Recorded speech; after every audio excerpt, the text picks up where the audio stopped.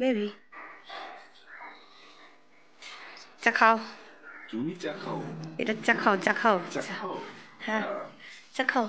সরস্বতী দিদি, আজকে কি রান্না হচ্ছে? এখন কি চাপিয়েছো? সবজি চাপিয়েছো? তারপর কি ভাত করবে? আচ্ছা, আর কি করবে? কাকিমার চা করবে। এটা কি আমাদের চা হলো? আচ্ছা আচ্ছা, ঠিক আছে, তুমি করো।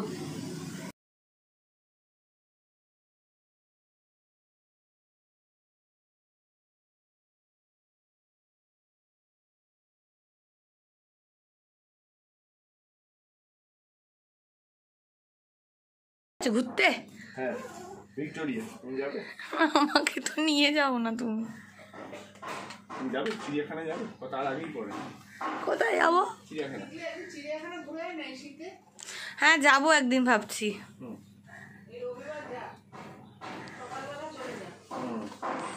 ঠিক আছে, টাটা। টাটা। তুমি একটু কম বাদাম করো, চোখে শেক নেবে। ঠিক আছে। আর ইয়ে করবে কি কি বলে, তুমি চোখে শেক নেবে। তোমার দেখতে ভালো লাগছে। হ্যাঁ ঠিক আছে, বলো থ্যাংক ইউ। আচ্ছা থ্যাংক ইউ। তুমি চোখে শেক নেবে আর ভেপার নেবে। ঠিক আছে ঠিক আছে ঠিক আছে, টাটা।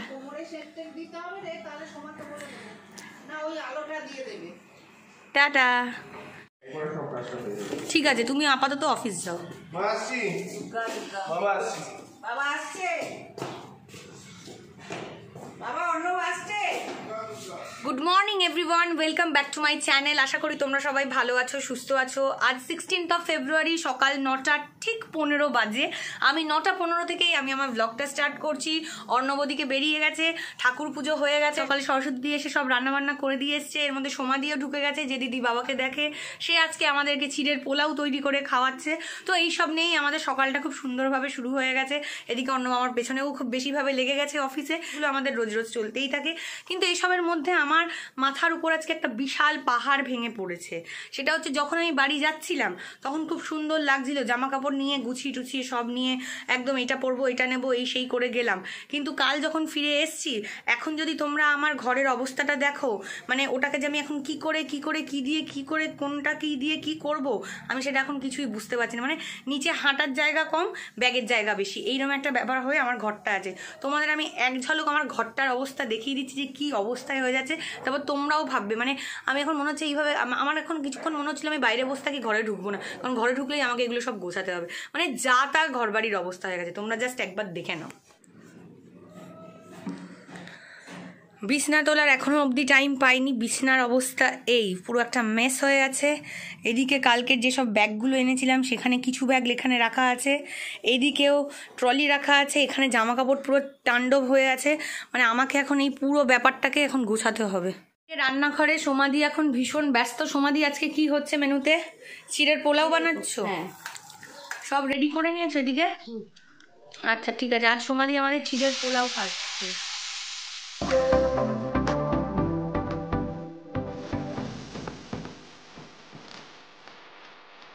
ব্রেকফাস্ট, চিড়ের পোলাও, কলা আর 2 পিস পেয়ারা।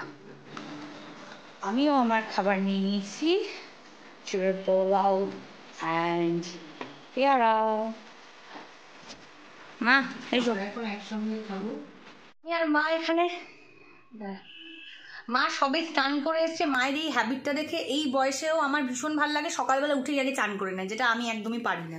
তো এখন আমরা খেতে বসে গেছি, এই যে খাবার নিয়ে নিয়েছি মা আর আমি। মা কেমন হয়েছে আজকে? সমাধি বানিয়েছে খাবার। ও আজকে জমজমাট ব্রেকফাস্ট, আর ওকে পাশে নিয়ে খেলে আমার যে কি আনন্দ হয়, ব্রেকফাস্টটা মনে হয় আরো ভালো হয়ে গেল যেন।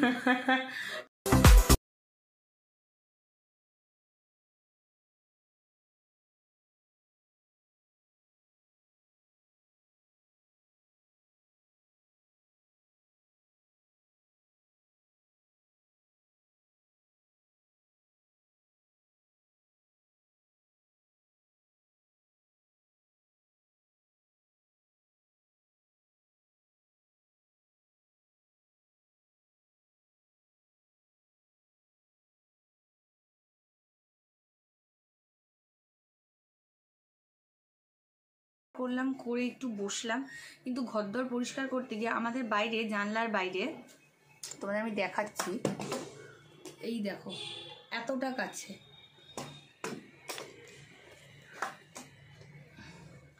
আমাদের এই জানলার বাইরে একটা আম গাছ হয়েছে, মানে পাশের বাড়ির আম গাছ।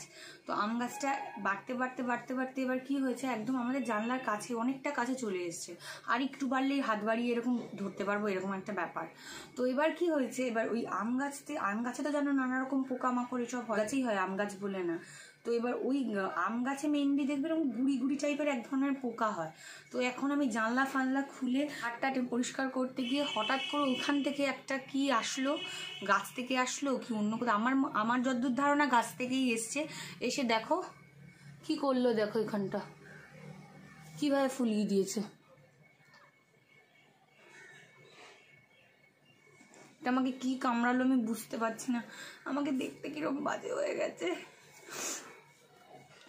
পচা শয়তান পোকা, জানি না কিছু একটা আসলো, এসে এমন জ্বলে গেল না আমার এই জায়গাটা, আমি কি বলবো। আমি এখনো কিছু লাগাইনি, কি লাগাবো বুঝতে পারছি না, খুব বিচ্ছিরি অবস্থা হয়ে গেছে। তা আজকাল কি হয়েছে আমি কাউকে বুঝতে দিই না, মানে কোমরে ব্যথাটা হওয়ার পর থেকে আমি না খুব হুটপাট কাজ করার চেষ্টা করি, যেটা আমার অভ্যাস।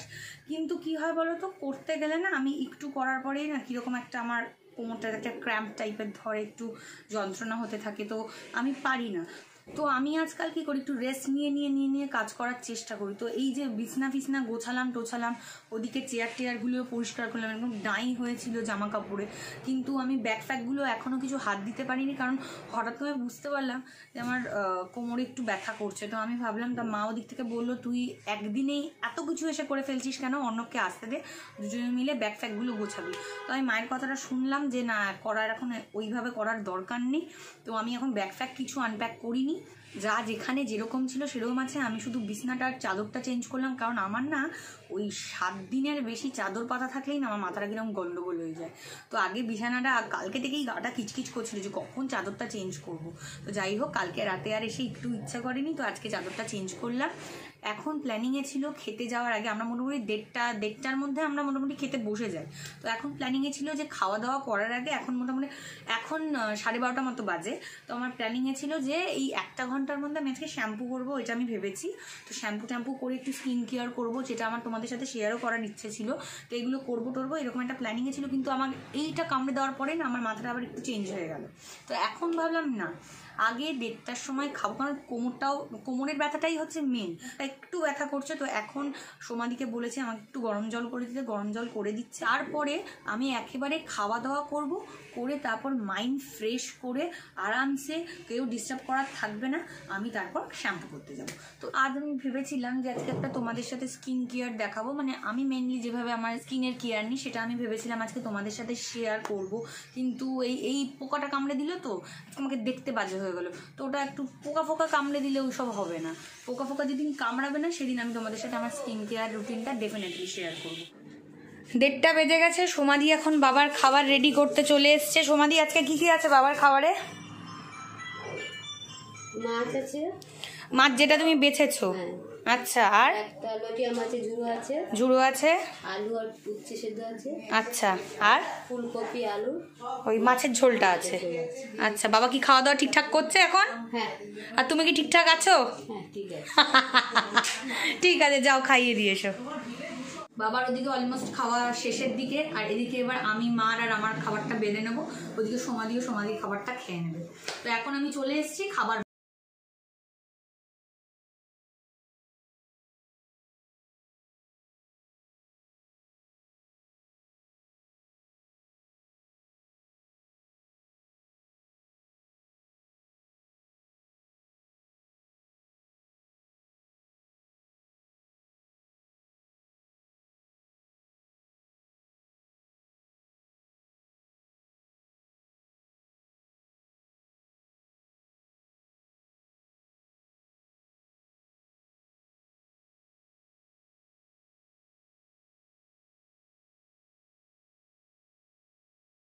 ভাত, চচ্চড়ি আর হচ্ছে এটা উচ্ছে আলু ভাতে। আর এদিকে আজকে আমার প্রচুর খাবার দাবার, আমি আজকে অনেক কিছু নিয়ে বসেছি। একটু ভাত নিয়েছি, এদিকে একটু কালকে লোটে মাছ ছিল সেটা নিয়েছি, একটা কচুরি নিয়েছি, একটু পনির নিয়েছি, আর এদিকে অর্ণব কালকে আমার জন্য 1 পিস মাটন রেখেছিল, সেই মাটনটা নিয়েছি। তো আমি আজকে প্রচুর, আর আমার পাশে মা খাচ্ছে এইটুকু। কম্বিনেশনটা দেখো।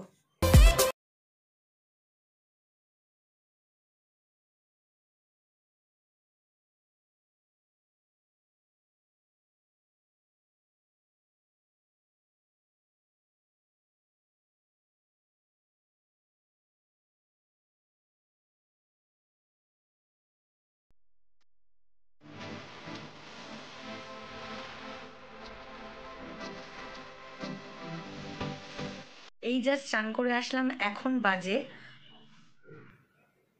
3:23, 3:30 প্রায় বাজতে গেল। আমি এই চান করে আসলাম। যতক্ষণ না তুমি চান করো ততক্ষণ মনে হয় কি ঠান্ডা, জলের কাছে যাব ঠান্ডা লাগবে, এরকম একটা ফিলিংস হয়।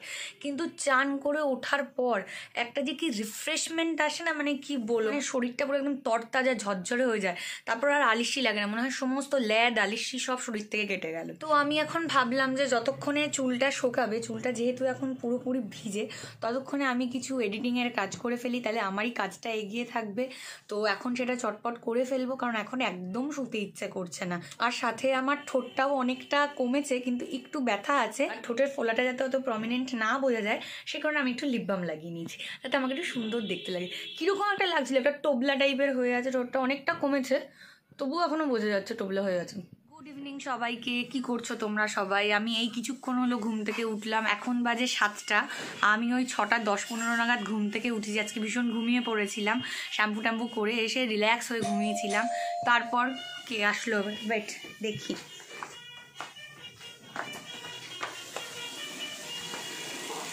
ও ইতিমধ্যে কথা বলতে বলতে অর্ণব চলে এসছে প্রচুর বাজার ফাজার নিয়ে। তো আগে ওকে একটু সেটেল ডাউন করি, তারপর আমি তোমাদের সাথে এসে কথা বলি। এদিকে তোমাদের সাথে কথা বলতে বলতে অর্ণবও চলে আসলো। তোমাদের সাথে কথাটা কমপ্লিটই হলো, ইনকমপ্লিট থেকে গেল, কারণ আমি তোমাদেরকে দেখাতে নিয়ে যাচ্ছিলাম সরস্বতী দিদি কি রান্না করছে, কিন্তু অর্ণব খালি হাতে আসেনি, নিয়ে এসছে ডালের বড়া। তো এখন ও ডালের বড়া নিয়ে চলে এসছে। সেটা আমার দেখো, আমার সবসময় মুখটা চলতে থাকে, ওই জন্যই আমার এদিকে ফুলতে থাকছি, কমছি না। ডালের বড়া টপার টপ খেতে শুরু করে দিয়েছি। আর ওদিকে আমি ভাবলাম যতক্ষণে গিয়ে সরস্বতী দিদি কি রান্না করছে দেখবো, ততক্ষণে সরস্বতী দিদির রান্না হয়েও গেছে, কারণ সরস্বতী দিদি মার চুল বাঁধছে।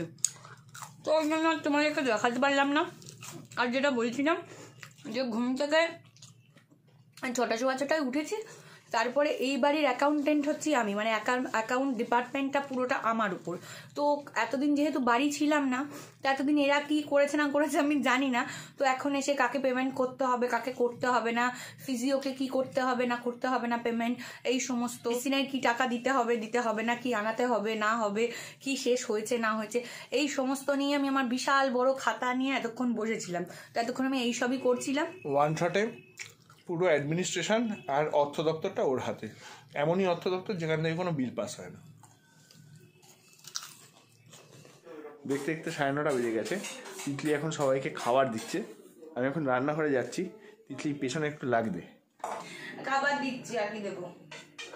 প্লেট এপাস ওপাস, শিফটিং অফ প্লেটস না, শিফটিং অফ প্লেটস, আবার কত কালকে ক্রিমিনাল। আরে আমি ভুল করে মাকে আলুর দম দিয়ে দিয়েছিলাম এতটা, তোমার প্লেটে কিছু দিইনি, আমি ভুলে গেছিলাম যে মা আলুর দম অত খায় না, আর জেলা খেতে পারবে এইরকম। সরস্বতী দিদি কালকে আলুর দম বানিয়েছিল, যে ওটার তো একটা গতি করতে হবে। তো কালও আমরা আলুর দম খেয়েছি, আজকেও আমরা আলুর দম খাচ্ছি। আজকে আমার মনে হচ্ছে শেষ হয়ে যাবে, অন্যকে তার জন্য একটু বেশি খেতে হবে। ও আলুর দম একদম এইটুকু খায়। আর কি আছে ওটার সঙ্গে? এটা না, এটা কালকে বাঁধাকপিটা সরস্বতী দিদি দিয়ে করিয়ে রেখেছি, আর সাথে রুটি আছে। ওকে, রুটি আর মায়ের হচ্ছে বেগুন ভাজা। মা আলুর দম খাবে না, মায়ের কোথায় গেল মায়ের হচ্ছে বেগুন ভাজা। ও বিশাল বেগুন।